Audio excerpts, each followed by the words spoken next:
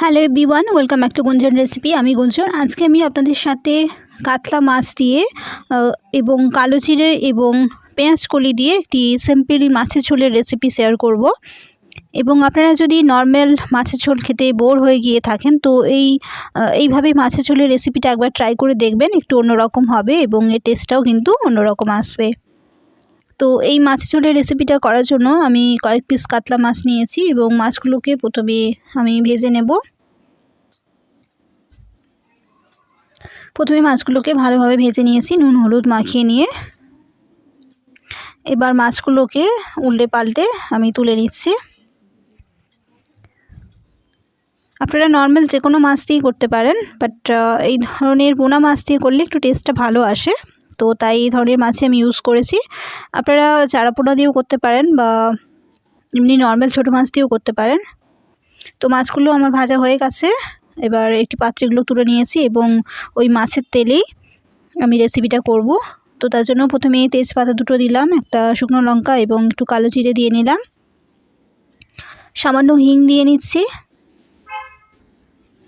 ফোড়নটা ফুটে উঠলেই আমি এর মধ্যে টমেটো কুচি, পেঁয়াজ কুচি এবং লঙ্কা কুচি, এক্ষেত্রে পেঁয়াজটা আমি পেঁয়াজ কলির যে পেঁয়াজ হয় ছোট ছোট, যে পেঁয়াজ গাছের পেঁয়াজ হয় সেই পেঁয়াজটা আমি নিয়েছি, নর্মাল কিন্তু পেঁয়াজ নেইনি। নিচের অংশটা নিয়েছি এবং ওপরে যে পেঁয়াজ কলিটা ছিল সেটা আমি এক বাটির মতো ব্যবহার করব এক্ষেত্রে।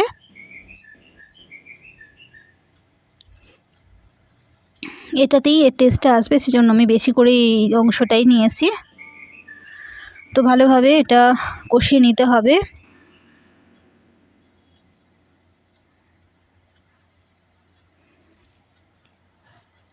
এবং এতে আদা রসুন বাটা আমি 1 চামচ নিয়েছি।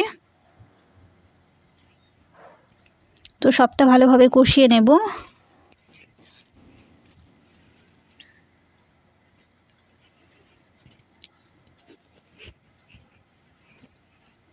তো সবটা আমার ভালোভাবে কষানো হয়ে গেছে। এবার এতে কিছু গুঁড়ো মশলা ব্যবহার করব, নুন, চিনি, জিরে, লঙ্কা গুঁড়ো, ধনে গুঁড়ো, মৌরি গুঁড়ো আর হলুদ গুঁড়ো, সবগুলোই কিন্তু আমি 1/2 চামচ করে ব্যবহার করেছি।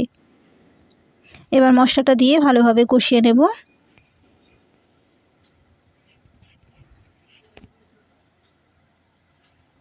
মৌরি গুঁড়ো দিয়ে আপনারা যদি মাছের ঝোলের রেসিপি করেন সেটা কিন্তু টেস্ট অন্যরকম আসে, তাই আমি মৌরি গুঁড়োটা ব্যবহার করেছি। আপনারা অবশ্যই কিন্তু মৌরি গুঁড়োটা ব্যবহার করে দেখতে পারেন একবার।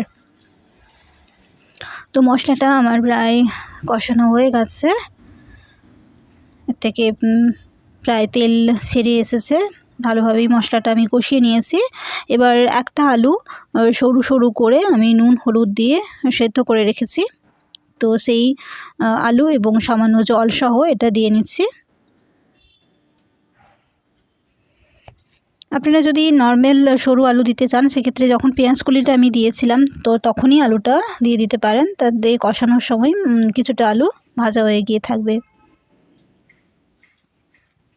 আমি তাড়াতাড়ি রেসিপিটা করার জন্য আলুটা সেদ্ধ করে রেখেছিলাম, তাই আলু সেদ্ধটা আমি দিয়ে ভালোভাবে মশলার সাথে মাখিয়ে নিলাম। এবার প্রয়োজনীয় জল আপনারা ব্যবহার করে নিতে পারেন, 1 বাটি বা হাফ বাটির মতো, যতটা আপনারা গ্রেভি পছন্দ করেন সেই অনুযায়ী জল আপনারা ব্যবহার করে নিতে পারেন। তো জলটা কিছুটা ফোটা অবধি আমি ওয়েট করব এবং এরপরে আমি ভেজে রাখা মাছটা এর মধ্যে দিয়ে নেব।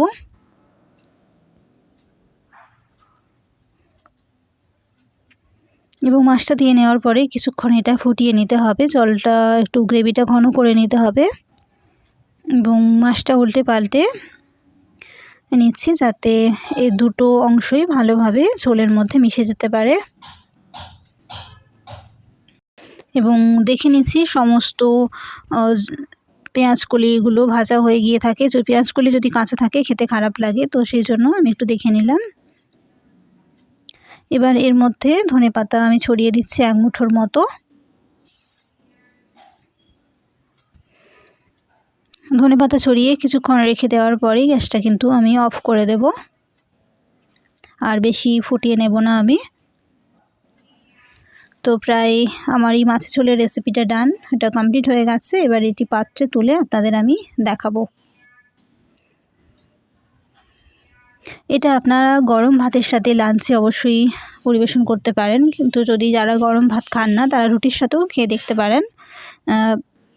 একটু অন্য ধরনের মাছের ঝোলের রেসিপি, কিন্তু খেতে লাগবে এবং পেঁয়াজ কলিয়ে ধনেপাতা দেওয়ার জন্য কিন্তু এর টেস্টটা কিন্তু অন্যরকমই আসবেন। তাই অবশ্যই আপনারা গরম ভাতের সাথে লাঞ্চে অবশ্যই এই রেসিপিটা একবার ট্রাই করে দেখতে পারেন।